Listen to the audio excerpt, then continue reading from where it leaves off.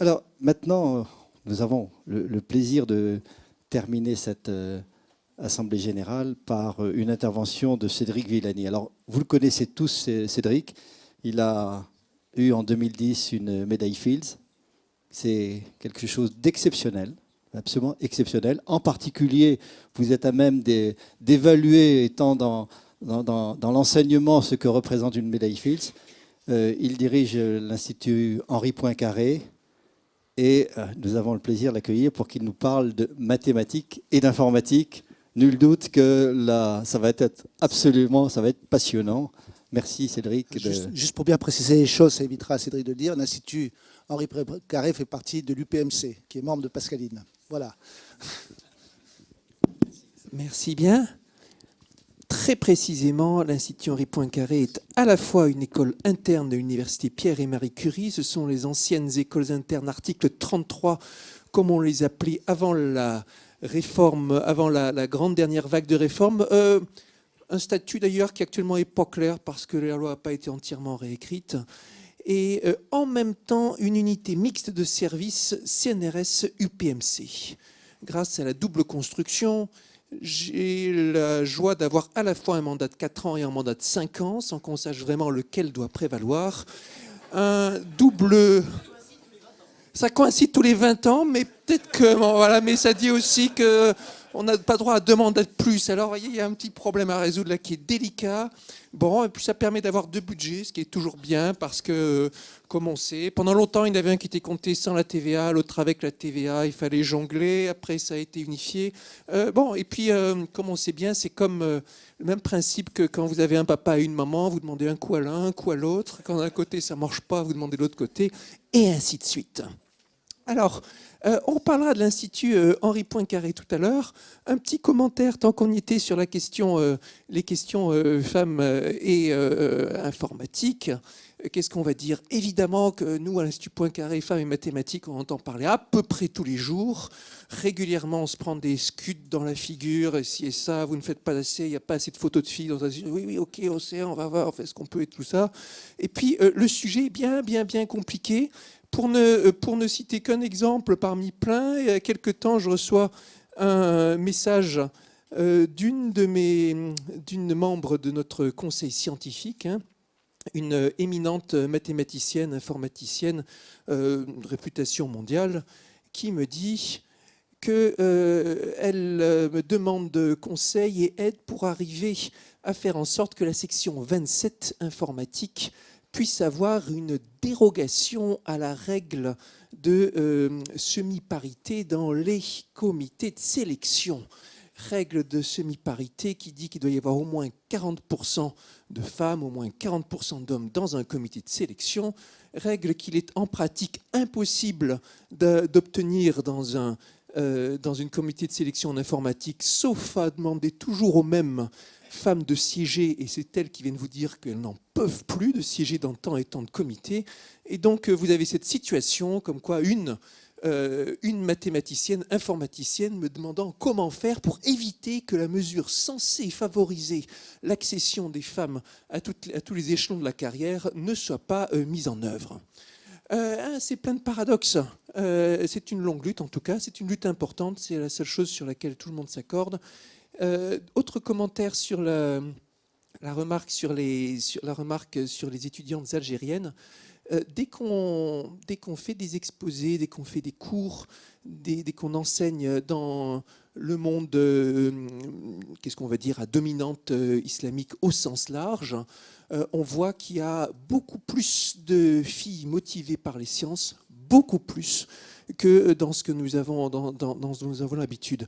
Il y a parfois une part historique, parce que des sociétés, pour certaines des sociétés dans lesquelles le goût pour les sciences date de longtemps. Je vous rappelle que pendant 1000 ans à peu près, les mathématiciens arabes et perses étaient les meilleurs du monde, on était des amateurs à côté. Et puis des sociétés dans lesquelles l'accès des femmes à certaines pratiques scientifiques s'est fait beaucoup plus tôt que dans des sociétés à dominante chrétienne, historiquement, et puis aussi des sociétés dans lesquelles, à contrario pour certaines, les femmes voient dans l'éducation un moyen d'émancipation indispensable. Et vous voyez ces filles, parfois extrêmement voilées, de manière extrêmement rigoureuse, qui sont toutes assises au premier rang, à poser des questions et à se renseigner, beaucoup plus motivées que leurs confrères. Alors ça, c'est pour le commentaire, et également pour insister sur le fait que ces questions de vocation, de carrière, de choix, c'est extrêmement multifactoriel.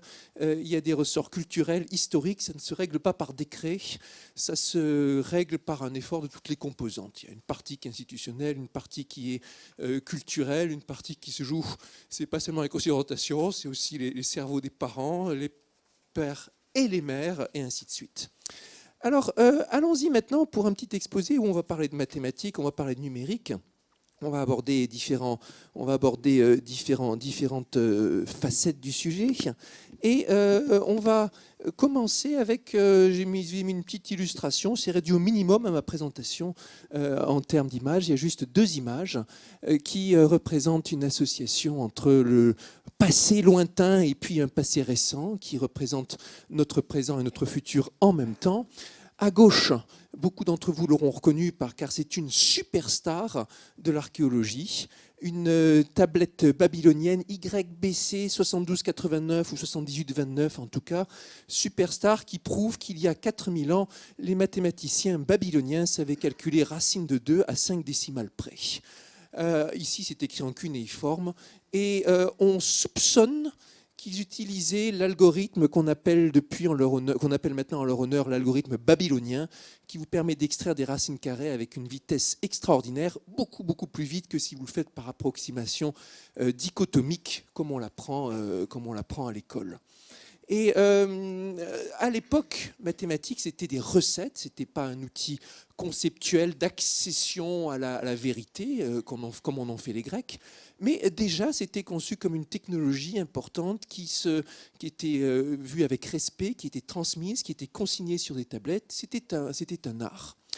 Et ici, l'homme qui peut-être symboliserait le mieux le mot algorithme dans l'acception qu'on en fait maintenant, en particulier dans son mariage avec les mécanismes de silicium que nous utilisons maintenant, les ordinateurs.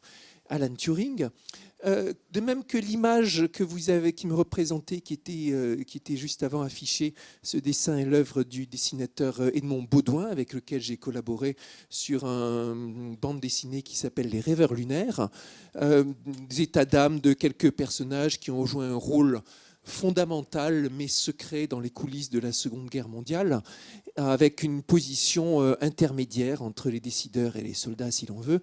Et en l'occurrence, Alan Turing, plus ou moins de facto leader du projet, du projet qui s'occupait le projet Ultra, le projet secret qui s'occupait de déchiffrer la machine Enigma, en particulier dans sa version utilisée par les sous-marins allemands. Ici, on le voit le jour de son suicide avec sa peluche Porgy. Et typique de l'esprit dans lequel on a travaillé avec Edmond Baudouin. Donc d'abord, plein d'émotions, en l'occurrence un mélange de désespoir et d'espoir, un regard sur le passé et sur l'avenir. Ici, l'idée de quelque chose qui le rend prisonnier, et dans son pyjama, mais en même temps, ça ressemble aux rayures d'un prisonnier, mais en même temps, comme des circuits imprimés qui représentent l'informatique, en même temps, comme un arbre, quelque chose qui fleurit et qui représente la façon dont l'informatique va s'épanouir après la mort de Turing. Et puis, si vous regardez bien aussi, vous avez des feuilles, mais aussi comme des personnages, comme des humains, symbolisant le fait que ce nouveau monde va être une architecture d'informatique et d'humains. On revient sur la citation du bien-aimé président Mamou Mani il y a quelques minutes. Le développement du numérique ne peut se faire qu'à travers l'humain. Et c'est ce genre de choses qui est en filigrane dans le dessin ici. Alors c'est traité comme une bande dessinée, c'est-à-dire sans dire les choses de manière explicite, mais en les suggérant, éventuellement de manière subliminale. Alors, qu'est-ce qu'on peut dire d'autre ? Alan Turing, À son époque, c'était un monde dans lequel l'informatique était en train de naître. Il se suicide en 1954, seulement 7 ans, si je ne dis pas de bêtises, après l'invention du transistor. À l'époque, ça commençait tout juste. Les ordres de grandeur n'avaient aucune comparaison avec ce qu'on a maintenant, mais il avait en tête que ça allait être un développement extraordinaire. Et certaines des ordres de grandeur qu'il a avancés pour les prédictions n'étaient pas mauvais. Entre parenthèses, et j'aurais dû le dire dès le début, la vie d'Alan Turing est racontée dans ce film Imitation Game, qui est un concentré de toutes les erreurs imaginables dans la vie de Turing. Quand vous n'y connaissez rien, le film peut être acceptable, mais quand vous connaissez bien l'histoire, vous voyez que tous les panneaux sont pris et il y a des fois où vous ne pouvez que soit prendre un regard consterné, soit éteindre, soit hurler de rire. Le sommet sans doute étant atteint dans la scène où l'équipe décide de détruire tous les documents secrets qui ont servi à gagner la guerre. Vous imaginez un général ordonnant à ses troupes de détruire tous les documents qui ont permis de gagner la guerre? Évidemment que non, on les enferme bien soigneusement, on les classe super confidentiels défense ou ce que vous voulez. La vérité, c'est que quand ça a été déclassifié, il y a genre 100 000 pages d'archives qui ont été rendues publiques. Alors ça, c'était juste la petite pique, également contre les scénaristes hollywoodiens, parce qu'on ne comprend pas, il y a une manie qui consiste à prendre des histoires vraies, les dénaturer, ajouter sur le film d'après une histoire vraie, et en faire n'importe quoi, alors que la réalité est quand même bien suffisante pour avoir des histoires fantastiques. Ils ont fait le même coup avec John Nash, ils ont fait le même coup avec d'autres encore, je ne sais plus, mais c'est très en vogue, c'est la licence du scénariste, et c'est assez dur à avaler. Alors, parlons un petit peu de ce qui s'est passé depuis Alan Turing et ce qui se passe tout récemment et la façon dont cette transformation digitale, telle qu'on la voit ici, telle qu'on est suggérée ici, elle contribue à modifier les choses. Et disons dès le départ que les algorithmes, comme cette figure le rappelle, c'est là depuis 4000 ans, mais simplement le moment où on est passé aux ordinateurs, ça a constitué un boost phénoménal. Parce qu'un ordinateur, c'est une machine à réaliser n'importe quel concept mathématique et à rendre possible n'importe quel énoncé et à transformer, si on veut, l'architecture des preuves, propositions, l'architecture logique abstraite en architecture qui se réalise dans des circuits électriques. Et on va dire que dès le départ, Turing avait compris que ce n'est pas quelque chose qui allait s'opposer à la mathématique, mais qu'au contraire, au fur et à mesure que l'informatique se développerait, il y aurait besoin de plus en plus de mathématiciens.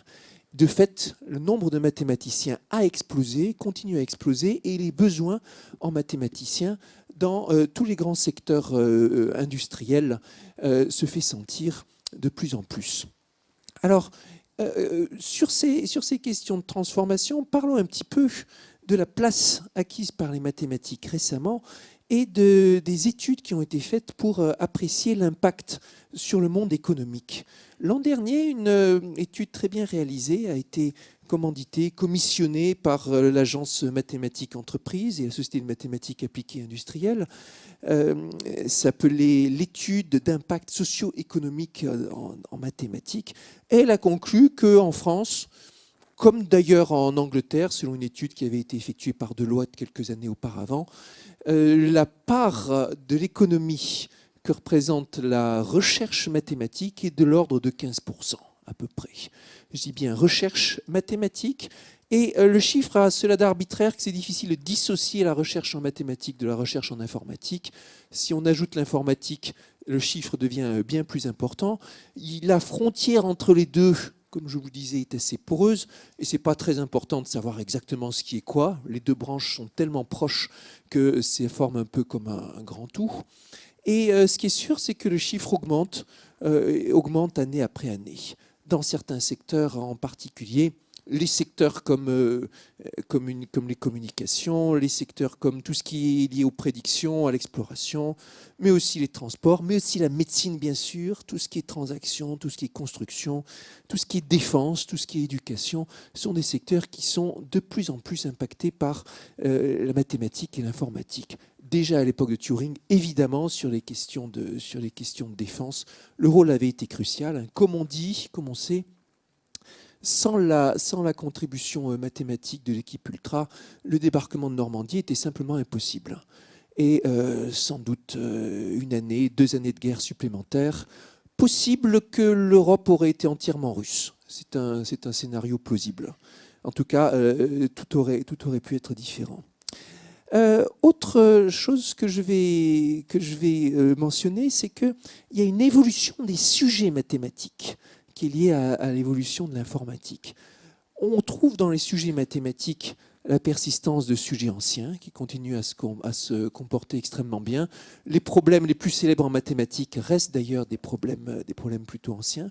Mais il y a aussi l'émergence de sujets qui sont liés, inspirés par l'évolution numérique. Des questions liées à des réseaux, des questions liées bien sûr à tout ce qui est big data, l'un des mots qu'on entend le plus dans tous les concours d'innovation, recherche prospective, programmes scientifiques des industries. Vous avez parmi bien sûr la théorie de l'information qui est en train de reconnaître un redémarrage dans certaines composantes. Vous avez l'intelligence artificielle de manière générale, dont Big Data est une composante indispensable pour l'instant. Vous avez d'autres sujets qui peuvent paraître plus restreints, mais qui, quand on évoque Turing, s'imposent, comme celui de la preuve automatique. C'était l'un des rêves de Turing, un programme informatique qui vérifie un programme informatique qui vérifie automatiquement une preuve. Et c'est l'un des sujets théoriques les plus fascinants aujourd'hui, sujet sur lequel INRIA est l'un des leaders mondiaux, sinon leader mondial, et sujet qui est vraiment à l'interface entre logique, mathématiques en général et informatique, et qui contribue à transformer les uns et les autres. Et puis, il y a des changements aussi dans l'architecture, dans l'approche humaine de l'affaire. Dans l'architecture humaine, les spécialités qui évoluent, les recrutements qui évoluent et qui s'adaptent à ces nouveaux enjeux, également des questions nouvelles qui apparaissent, des nouveaux défis éthiques, des nouveaux défis régulatoires qui sont très difficiles à démêler, des questions aussi sur la façon de travailler des scientifiques avec le développement de ce qui est la culture du open access, le développement des communications, des collaborations, tout ce que vous voulez. Donc aussi la façon les usages se sont adaptés par rapport à l'informatique. Peut-être la personne qui a le plus modifié la pratique actuelle des mathématiciens, la façon dont on travaille au quotidien, c'est Donald Knuth de Stanford, le célèbre créateur, non seulement d'abord le célèbre auteur de The Art of Computer Programming, la Bible avec un grand B des programmeurs, mais aussi l'auteur du langage éditeur TeX, dont les variantes LaTeX et autres sont utilisées par tous les mathématiciens pour écrire leurs articles, se les échanger, les communiquer, les publier et ainsi de suite. Et donc ici, c'était une question d'usage d'usage informatique qui a révolutionné les pratiques de ces mathématiciens. Alors, si on veut continuer la discussion, analysons un petit peu un sujet plus particulier dont on parle énormément, que je mentionnais déjà tout à l'heure, Big Data. Alors, en français, certains préconisent mégadonnées. Pourquoi pas, mais c'est pas très beau. Grandes données, je veux bien, ou données gigantesques. Après, bon, c'est affaire de débat. Alors, quand on dit big d'abord, vous savez tous, mais c'est toujours bon de le rappeler pour se donner un petit moment de vertige, ce qui, pour nos parents, était gigantesque est risible pour nos enfants, vu l'évolution. Et quand j'ai commencé, et chacun a ses souvenirs là-dessus, quand j'ai commencé à faire de la programmation à l'âge où tous les jeunes doivent apprendre à faire de la programmation, hein, quelque part entre 10 ans et 13 ans. Et c'est important qu'on ait ça en tête dans les questions de programme et dans les questions d'éducation. À cette époque-là, l'information s'était stockée sur des disquettes double densité 720 kilo-octets. Maintenant, sur une clé USB de 32 gigaoctets, vous avez 50 000 fois ça. Il faut s'imaginer les 50 000 disquettes. On était contents quand on rangeait, on avait notre pack de 20 disquettes, on se disait waouh, tout ce que je vais pouvoir faire avec ça, on va mettre un jeu là-dessus, un programme là et tout ça. C'est un truc, un micro machin maintenant. Dans les années 2000, une base de données, ça pouvait comporter déjà des milliers de gigaoctets. Et puis, les échanges de messages électroniques, ça, c'est un truc simplement phénoménal. Il y a l'échange d'emails, on dit que ça se compte maintenant en centaines de milliards chaque jour, avec aussi toutes les révolutions que ça a apportées et toute la façon dont ça pèse sur nous. Une sorte d'esclavage quotidien qui montre bien à quel point le progrès est ambivalent. À la fois, on s'en sert et à la fois, on en devient esclave. Et ça, c'est l'aspect big. Et évidemment, ça continue à évoluer. On sait que, quel que soit l'indicateur qu'on prend dans le domaine, il a une courbe empirique exponentielle de croissance, avec des périodes qui varient selon le domaine, mais qui, à peu près sur tous les secteurs, continue à se prolonger. Ça, c'est pour le côté big. Côté data, c'est tout ce que vous voulez. Et là aussi, c'est de plus en plus parce qu'il y a des capteurs partout, il y a des statistiques partout, et tellement de façons de récupérer l'information, tellement de formats aussi, que vous avez une diversification phénoménale. Et puis dans les pratiques aussi, vous avez les géolocalisations, vous avez les adresses IP, vous avez l'historique, vous avez les cookies, vous avez tout et tout. Alors, quand on voit ça, il y a une sorte de rêve qui dit, à partir du moment où on a des données sur tout, on arrive à récupérer tout, comprendre tout. Et là, c'est une illusion, et ça fait partie du boulot de l'enseignant de dissiper cette illusion pour les jeunes qui se lancent dans les formations Big Data, que la donnée ne parle jamais d'elle-même.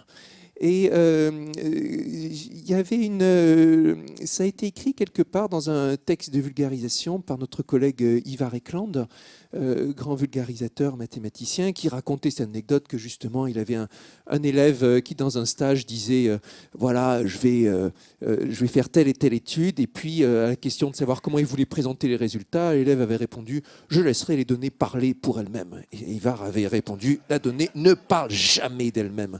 Et il avait donné cet exemple célèbre qui est associé à Abraham Wald, un mathématicien, ingénieur qui travaillait pendant la Seconde Guerre mondiale aux États-Unis.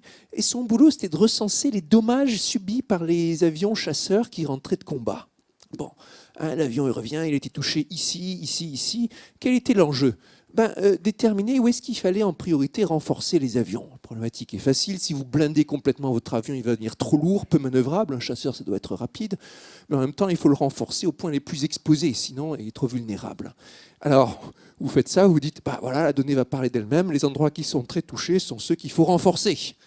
Et puis, dans un éclair de génie, il a compris, je suis en train de faire fausse route. Au contraire, si l'avion rentre, c'est qu'il a été touché, mais que ce n'est pas fatal.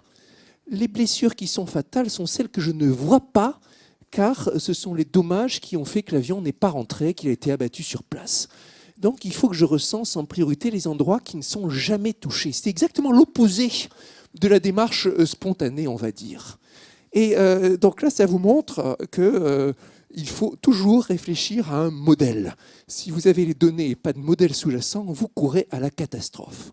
Alors, Ivar citait d'autres exemples. Il y en a un qui est extraordinaire, qui est fascinant, en particulier avec tous les représentants de grandes écoles ici, ils apprécieront.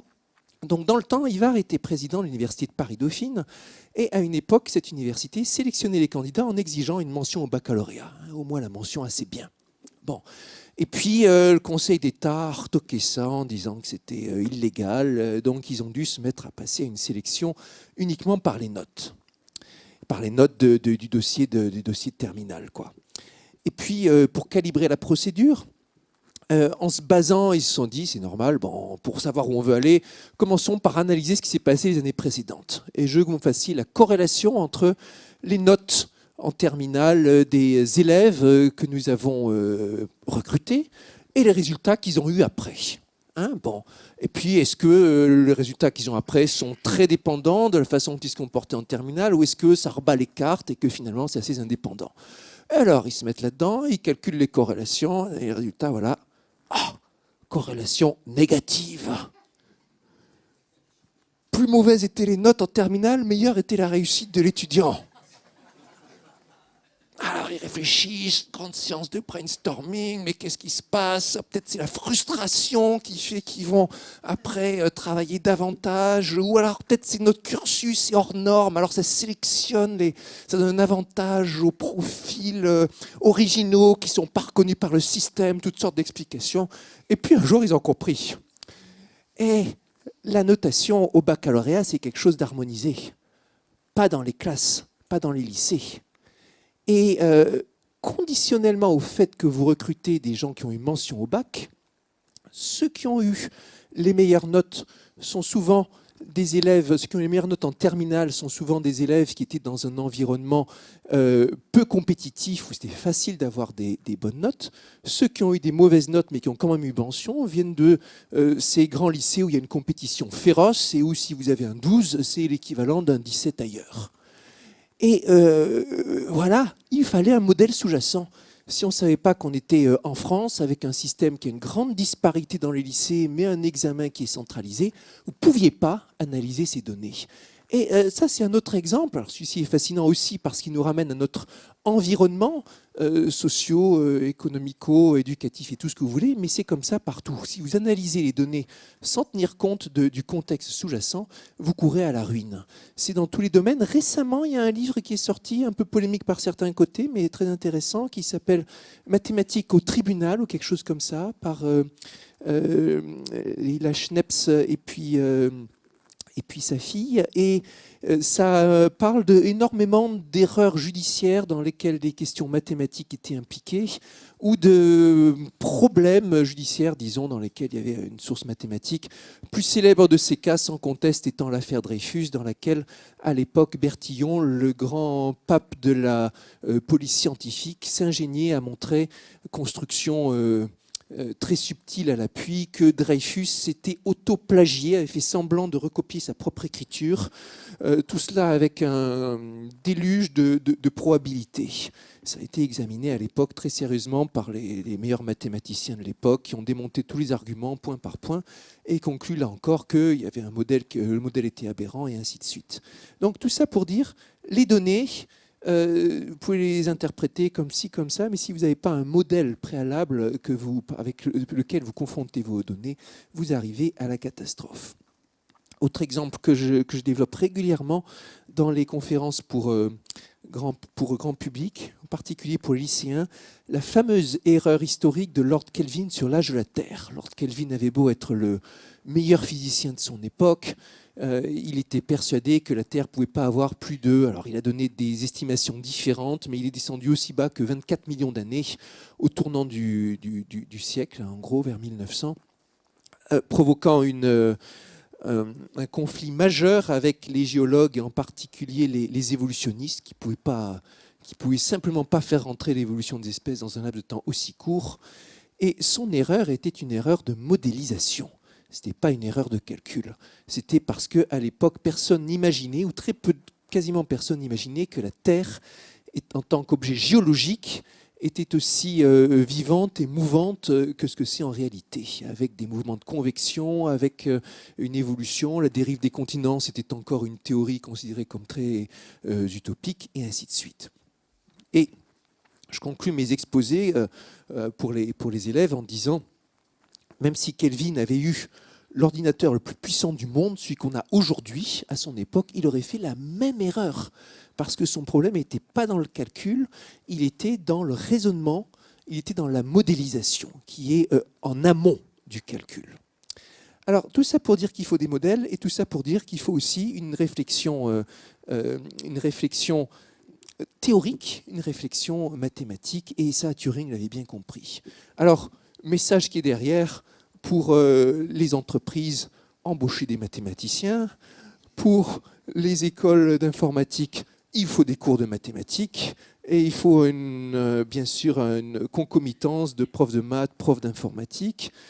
Message qu'on aime bien répéter aussi, nous mathématiciens, les cours de mathématiques, ça doit être donné par des mathématiciens, même si parfois il faut un petit effort pour les forcer à baisser le niveau d'abstraction, utiliser le bon langage et tout ça. Mais n'empêche, il y a par exemple, typiquement, beaucoup de départements de physique qui se disent c'est bien si notre cours de physique, de mathématiques, c'est enseigné par un physicien qui apprend les recettes de mathématiques pour physiciens et ainsi de suite. Et c'est pas un bon calcul pour plusieurs raisons. D'abord parce qu'il manquera un certain esprit, ensuite parce que ça perturbe dans le long terme les relations entre le département de mathématiques et le département de physique, et ainsi de suite. Ce qu'il faut, c'est avoir un vrai mathématicien, vérifier que vous ne récupérez pas le mathématicien qui n'arrive pas à enseigner et dans les départements de maths veut se débarrasser, et puis vérifier qu'il enseigne en se mettant bien au niveau, avec le bon langage et tout ça. Alors, continuons. Là, on a parlé de modèles. Parlons maintenant un peu des algorithmes. Algorithme, c'est très général. Évidemment, c'est comme une recette. Une recette de cuisine, c'est un algorithme. Ça vous dit fais ceci, fais cela, fais cela, fais cela. Un algorithme, c'est quelque chose que même si on ne connaît rien, on arrive au résultat avec une suite d'instructions mécaniques.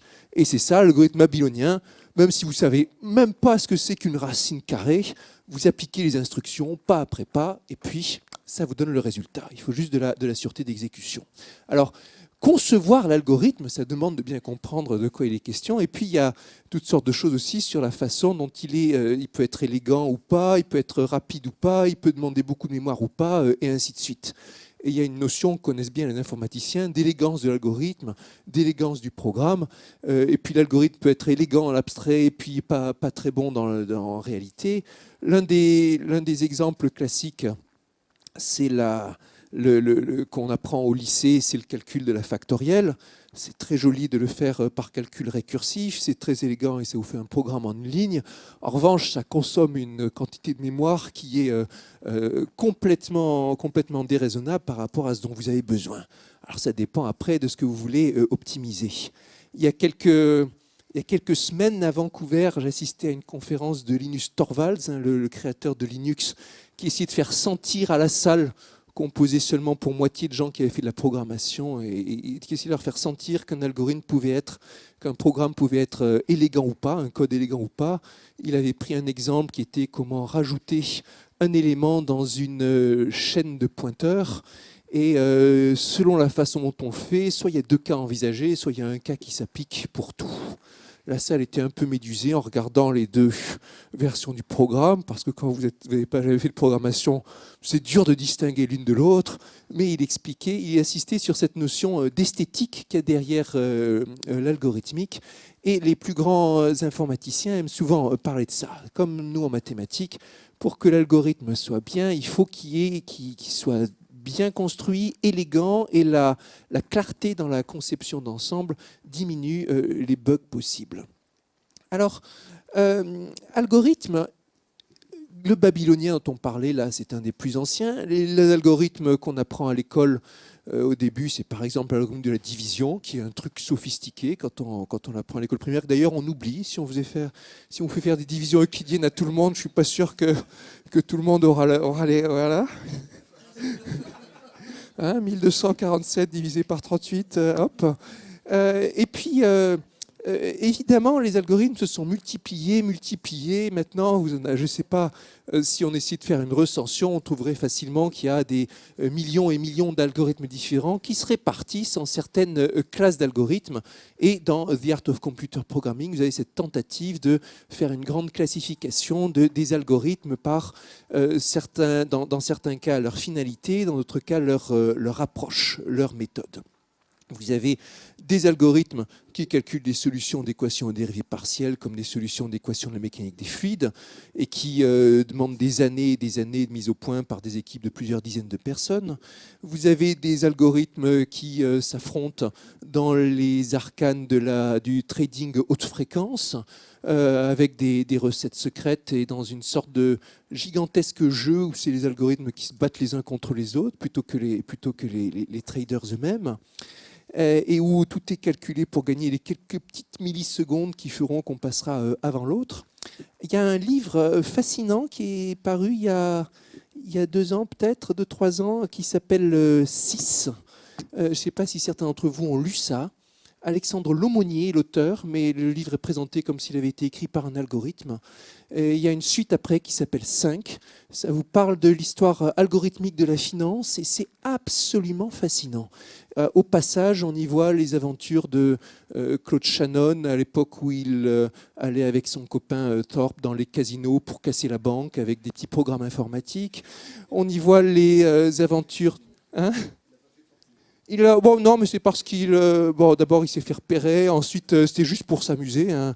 Vous y voyez aussi les aventures de Perfetti, le Hongrois qui un jour a débarqué aux États-Unis sans parler anglais ni programmer, mais qui a vite compris que pour faire fortune, c'était vers ça qu'il fallait aller. Des algorithmes qui jouent en finance. C'était le premier à faire du trading automatique. Toute une histoire rocambolesque avec les régulateurs, parce qu'il avait son ordinateur qui donnait des ordres et tout ça, et qui envoyait plein d'ordres. Un jour, le régulateur a débarqué en disant que d'après la loi, un ordre doit être tapé au clavier, et que donc sa machine ne passe pas le test. En une semaine ou quelque chose comme ça, avec ses copains, ingénieurs et tout, il a mis au point une sorte de main articulée qui tapait automatiquement sur le clavier pour passer les ordres. Quand le régulateur est revenu, il a regardé le truc avec perplexité, puis il a dit « bon, d'accord ». Et c'était le début d'une grande carrière qui l'a rendu multimilliardaire et figure tutélaire légendaire dans le trading automatique, dont il dit d'ailleurs que maintenant c'est devenu un grand bazar sans foi ni loi, qu'il convient de réguler de toute urgence. Alors, je vous recommande ça, et puis la vision des algorithmes qui apparaissent des fois, qui viennent, qui saturent toute la bande, qui font ci, qui font ça, c'est vraiment fascinant. Alors, ça présente les algorithmes comme des personnages vivants, et ça renforce l'idée qu'on a qu'un algorithme, c'est comme quelque chose d'un peu intelligent, mais quiconque a vraiment fait de la programmation n'a pas eu tout cette idée d'habitude de l'algorithme comme objet intelligent. Au contraire, un machin qui applique très bêtement les instructions qu'on lui donne. Sauf que récemment sont arrivés... Alors, dès Turing se pose la question de l'intelligence artificielle. Est-ce que vous avez un algorithme qui peut prendre des décisions, analyser une situation et donner une réponse qui n'a pas été inscrite telle qu'elle dans les instructions du programmeur? Ça, c'est fascinant. Alan Turing se posait déjà la question, hein, c'est le fameux test de Turing, mais plus généralement, est-ce que l'ordinateur pourra un jour analyser une situation, comprendre, discuter et même avoir des émotions? Pourquoi pas? Alors, au départ, ça démarre fort, l'intelligence artificielle. Les 2 grands noms, c'est Alan Turing en Angleterre, Claude Shannon aux États-Unis, avec des parcours scientifiques étonnamment similaires. C'est l'occasion de noter que Claude Shannon aurait eu 100 ans en 2016 et que nous ferons de grandes célébrations à l'Institut Henri Poincaré pour fêter ça comme il se doit.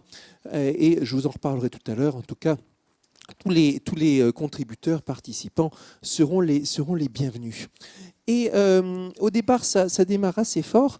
Et puis après, ça piétine. Et puis, on oublie un peu l'intelligence artificielle, on la met de côté. Alors, 1968, c'est 2001, l'Odyssée de l'espace, avec le fameux robot HAL qui veut prendre le contrôle et tout ça. Ça reste le symbole dans notre culture collective de cette idée du robot qui échappe et qui veut prendre le contrôle, dominer son créateur. Mais on peut dire qu'après, dans les 70-80, on oublie un petit peu ça parce que ça piétinait. Et puis, années 90 et encore plus les 2000, ça redémarre avec 2 facteurs principaux. Le premier, c'est que la capacité a tellement monté qu'il y a certains seuils quantitatifs qui ont été franchis, qui deviennent qualitatifs. On arrive à vraiment faire des choses qui étaient impensables avec moins de capacité. On découvre à cette occasion d'ailleurs que dans le monde des données, le monde statistique, mieux vaut un gigantesque jeu de données pas terrible qu'un très grand jeu de très bonnes données. Hein. Le nombre dans ce domaine-là écrase tout le reste en quelque sorte. Et le deuxième, c'est ces techniques algorithmiques qui arrivent, qui sont l'apprentissage machine. De nos jours, un machine learning. Quand vous êtes maintenant dans les jurys de concours d'innovation, à peu près chaque fois que quelqu'un dit on va faire un truc intelligent, il y a du machine learning derrière, 90% des fois au moins. Et donc là, vous voyez une alliance d'algorithmique et de progrès algorithmique d'une part, de progrès en capacité d'autre part, qui fait que c'est reparti. Et qu'on se repose la question très sérieusement maintenant, et que vous avez à nouveau les questions qui reviennent sur le tapis. Est-ce que l'humain va dépasser la machine? Alors il y a, est-ce que la machine va dépasser l'humain? Est-ce que la machine bat l'humain aux échecs? Bah oui, ça on avait vu. Est-ce que l'humain bat la machine au Go? Pendant longtemps, on a dit ouais, bon, et puis maintenant, oui, c'est clair. Maintenant, c'est plus qu'une question de temps avant que la machine écrase l'humain au Go. Et puis après, on peut continuer. N'empêche qu'il y a des verrous qui n'ont pas encore été atteints. C'est assez bien recensé et décrit dans un ouvrage de Mike Shanahan qui s'appelle The Technological Singularity, qui évite de tomber dans le délire quasiment religieux que certains futurologues s'empressent d'appliquer. Et en particulier, il rappelle que on est capable de faire un ordinateur qui écrabouille le meilleur humain du monde au Go, mais on est incapable de faire un algorithme qui fait les tâches que fait un enfant de 10 ans, tout simplement dire bonjour aux gens, partir, aller jouer, monter un escalier et tout ça. On est très très mauvais dans l'intelligence généraliste, même si elle est de bas niveau. Les performances moyennes mais généralistes, on ne sait pas faire. Pour l'instant, nous avons des ordinateurs qui restent ultra spécialisés. Et puis, l'apprentissage machine, c'est hyper efficace, mais c'est très mauvais par rapport à ce qu'on fait nous.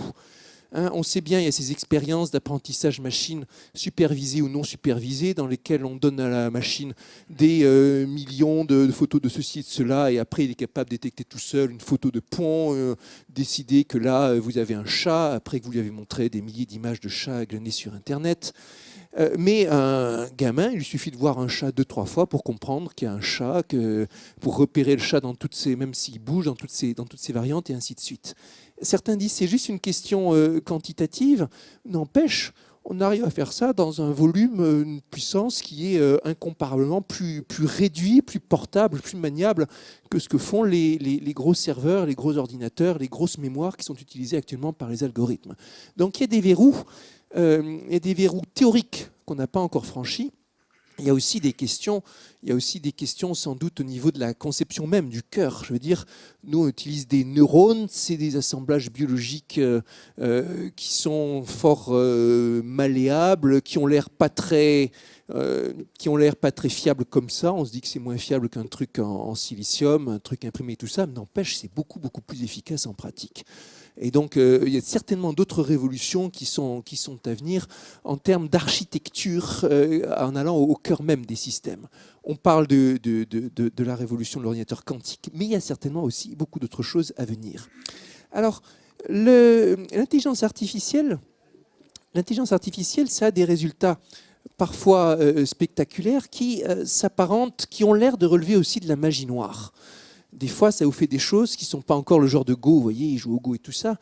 Mais prenez des choses comme les reconstitutions de données manquantes. Quand vous le voyez la première fois, vous vous dites, on m'a eu, il y a quelque chose qui ne va pas.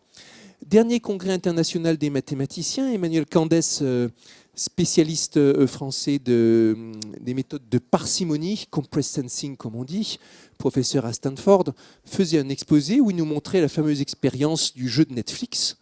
Prenez une matrice de préférence, une matrice peut-être 6x6, avec 6 utilisateurs, notant 6 services, et puis la matrice de préférence. Et puis, c'était de 0 à 5 par exemple, et puis il détruisait 40% de la donnée, et puis il la reconstituait en appliquant un algorithme de minimisation bien choisi, et il arrivait à reconstituer tout ce qui manquait, comme s'il l'avait eu, comme si ça avait été caché. Et puis une autre expérience, il prenait une image, en l'occurrence c'était l'image de Lena, la jolie modèle qui sert de benchmark dans tous les sujets d'intelligence artificielle. Et puis il détruisait dans la transformée de Fourier 90% des données.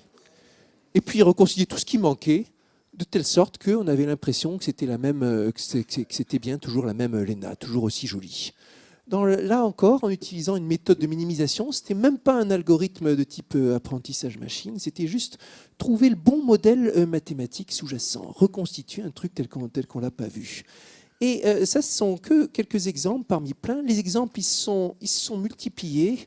On les a mis à toutes les sauces. Ça a été le jeu de Go, mais ça a aussi été l'intelligence artificielle pour détecter la signature du boson de Higgs. Maintenant, c'est l'intelligence artificielle pour décider quand est-ce qu'il faut réduire la consommation de tel ou tel appareil, quand est-ce que la voiture automatique doit tourner, pas tourner, s'arrêter, et ainsi de suite. Et dans plein de situations, ça marche, ça reste toujours. Tous les exemples que j'ai donnés, c'est des exemples très spécialisés, mais à chaque fois, ça vous donne des résultats assez remarquables. Alors, je vais conclure en disant comment est-ce qu'il faut voir d'un point de vue humain, social, la montée de ces algorithmes et de l'intelligence artificielle. Joli ouvrage qui a été écrit récemment par Dominique Cardon, un sociologue de l'Internet, s'appelle « À quoi rêvent les algorithmes ?» Et ça aborde ces questions-là et aussi qu'est-ce que les algorithmes savent de nous, qu'est-ce qu'ils appréhendent de nous, quelles sont les informations qui donnent du sens et beaucoup de renseignements sur nous et quelles sont celles qui ne le donnent pas. Pourquoi, par exemple, une recherche, savoir quelles sont les recherches qu'on effectue, ça a beaucoup plus de prix que de savoir avec qui on a communiqué, parce que la recherche, ça correspond à nos désirs, communication, ça correspond à ce qui nous contraint souvent, et ainsi de suite. Et les questions qui se posent derrière, est-ce que l'intelligence artificielle, c'est quelque chose qui va nous servir? Est-ce que ça va être un esclave? Ou est-ce que c'est quelque chose qui va nous asservir? Est-ce que ça va être notre maître? Il y a deux façons de prendre le mot maître. Il y en a une, c'est dans la dialectique maître-esclave. Et dans ce cas-là, l'esclave, on ne veut surtout pas qu'il en apprenne trop. Et l'autre, c'est la dialectique maître-élève. Et là, c'est le contraire. Le maître veut que l'élève nous dépasse nous-mêmes et finisse par donner le leadership. Et évidemment, dans un cas, une relation qui est dure, dans l'autre cas, une relation qui ne l'est pas. Alors, c'est à l'échelle de la société que le débat doit se poser. Ce sont des grandes questions importantes. Et le débat est subtil et fait tout intervenir, mais il passe par il n'y a guère que trois choses à faire. Il n'y a guère que trois choses à faire. Comprendre, former et informer. Comprendre, c'est analyser mathématiquement ce qui se passe, mais aussi comment nous on fonctionne par rapport à ça, les enjeux sociaux et les sciences sociales. Il ne s'agit pas de les opposer aux sciences informatiques, au contraire, il s'agit de leur faire prendre un nouveau démarrage avec sur les sujets de l'informatique. Former, ça veut dire former les jeunes, ce que beaucoup d'entre vous s'occupent à faire. C'est la façon la plus importante d'aborder n'importe quel débat de société. Et puis informer, ça veut dire parler à l'ensemble de la société, expliquer, démystifier, faire partager. Alors ça, ce sont des choses que, à mon niveau, je m'efforce de faire. Je suis enseignant, enseignant-chercheur. Il s'agit de comprendre, il s'agit de former. Je fais énormément de vulgarisation, il s'agit d'informer. Au titre Institut Henri Poincaré, c'est aussi ça qu'on fait exactement. On s'occupe de former en particulier des jeunes chercheurs dans un mouvement de brassage des chercheurs international. On fait ça depuis la fondation, 1928, deuxième plus ancien institut de mathématiques dans le monde. On s'occupe d'informer, beaucoup de conférences publiques, beaucoup d'actions. Et puis, on s'occupe de comprendre, évidemment, en tant que chercheur. Deux mots pour terminer sur notre évolution à l'Institut Poincaré par rapport à ces enjeux. On fait de plus en plus d'informations parce qu'on est convaincu que c'est un enjeu majeur de la société et que dans l'avenir, on se positionnera sur un créneau qui sera à l'intersection entre trois grandes sphères, la recherche, la pédagogie et l'éducation et le contact avec le grand public et avec l'industrie. On a un gros projet de musée qui arrive bientôt, qui va être installé dans une extension, 3 ans de travaux. On a obtenu 14 millions d'euros de subventions publiques pour mener le projet à bien, ce qui montre qu'on a été convaincant et qu'on y croit vraiment, que c'est un enjeu majeur. On va se développer de plus en plus avec des grandes manifestations à destination du public. Ce sera le cas pour cette célébration de Claude Shannon dont je parlais tout à l'heure. Et puis, on s'occupe aussi d'associer de plus en plus des partenaires privés, des entreprises à l'affaire. Nous avons un fonds de notation qui va être créé le mois prochain. Une dizaine de partenaires, en particulier d'entreprises high-tech, pas des moindres, Orange, Météo France, Thales, qui nous avons d'autres, Huawei, bon, il y en a quelques-uns, BNP Paribas, et ainsi de suite. Tous qui comprennent que c'est important pour eux de s'associer aux activités de recherche et aux activités de formation et d'information du grand public. Et je termine en disant que l'Institut Henri Poincaré, c'est une maison ouverte à tous. Il n'y a pas de scientifique dedans autre que le permanent, autre que le directeur et son directeur adjoint. Il vit par la façon dont tous ceux qui y passent l'animent, soit en participant à des activités, soit en organisant des cours, soit en participant à des commissions. D'ailleurs, ici présent, vous avez un collègue, Thierry Viéville, qui a donné ces dernières années énormément d'heures de son temps pour faire vivre les activités au sein de l'Institut Henri Poincaré. C'est une aventure que nous serons très heureux de partager avec ceux parmi vous qui sont volontaires. Je vous remercie.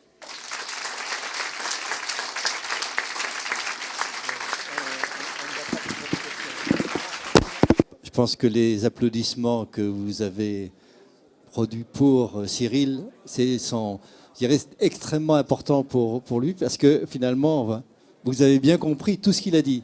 C'est vrai que vous êtes un public de connaisseurs, donc là, les mathématiques, l'informatique, c'est très bien.